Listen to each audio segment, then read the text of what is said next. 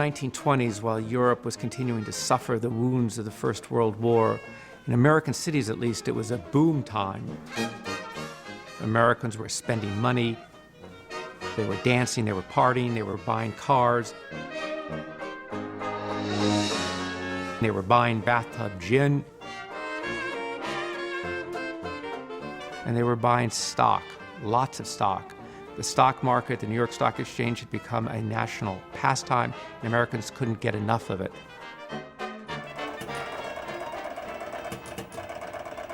And the favorite stock of the day were in these new radio companies. Radio was like the internet of the 1920s, an industry that had come from nowhere. And the number one glamour stock was RCA, which in just a few years went from $1.50 a share to $600 a share. Americans couldn't get enough of it. It was a classic stock market bubble. Then, on Black Thursday, October 24th, 1929, the bubble burst. Prices plunged. The downward spiral proved unstoppable.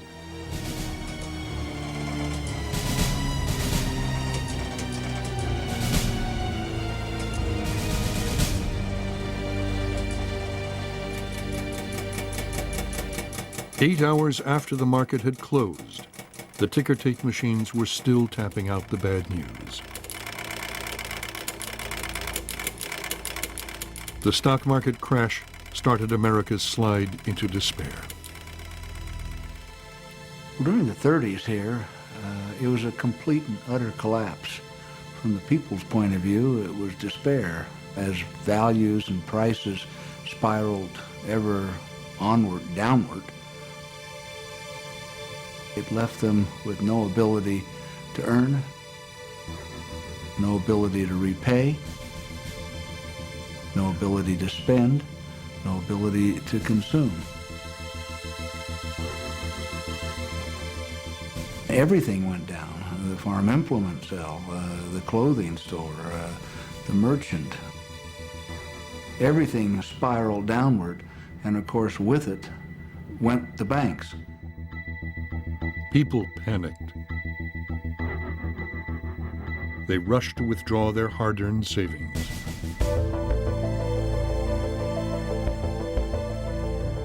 Run on a bank means lines through the lobby and out the front door and down around the block.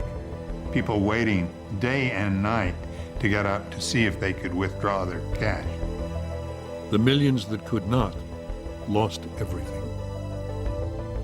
If you look at the period of time from 29 on, about half the banks in the United States closed. The government failed to halt the downward spiral.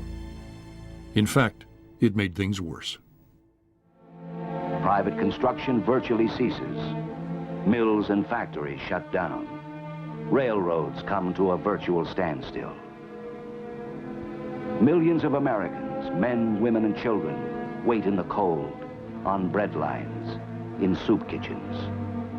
3 million Americans are ex-wage earners, unemployed. And the ranks of the unemployed ought to soar to 15 million.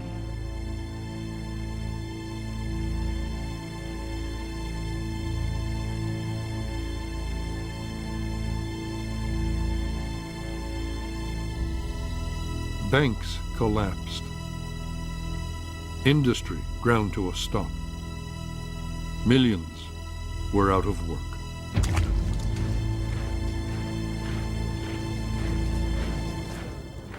In Britain, working men, many of them war veterans, marched the length of the country to petition the government for the simple right to work.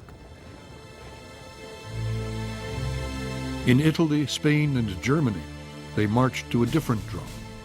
With the failure of capitalism, fascism cast its shadow ever wider. John Maynard Keynes saw his nightmare coming true.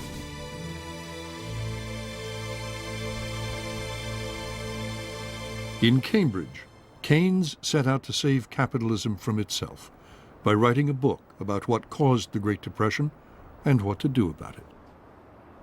He aimed to rewrite the rules of economics, to see a country's economy as a whole, as a machine that could be managed. Keynes was the real inventor of macroeconomics. Concepts we take for granted today, like gross domestic product, the level of unemployment, the rate of inflation, all to do with general features of the economy, were invented by him. He was writing a book which he thought would revolutionise the way we thought about economic systems, but it would also give us the means to make sure that they operated better. It was written against the background of not only the collapse of the world economy, but the potential collapse of democratic government. Hitler became Chancellor of Germany in 1933. Democracy seemed to be losing ground, and with democracy, the system of liberty. So Keynes had to produce an answer to the Great Depression, or democracy would be swamped by totalitarianism.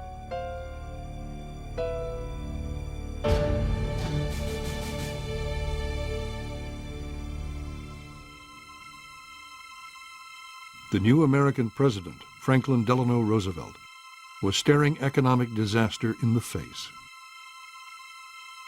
His wife, Eleanor, described Inauguration Day as very, very solemn and a little terrifying.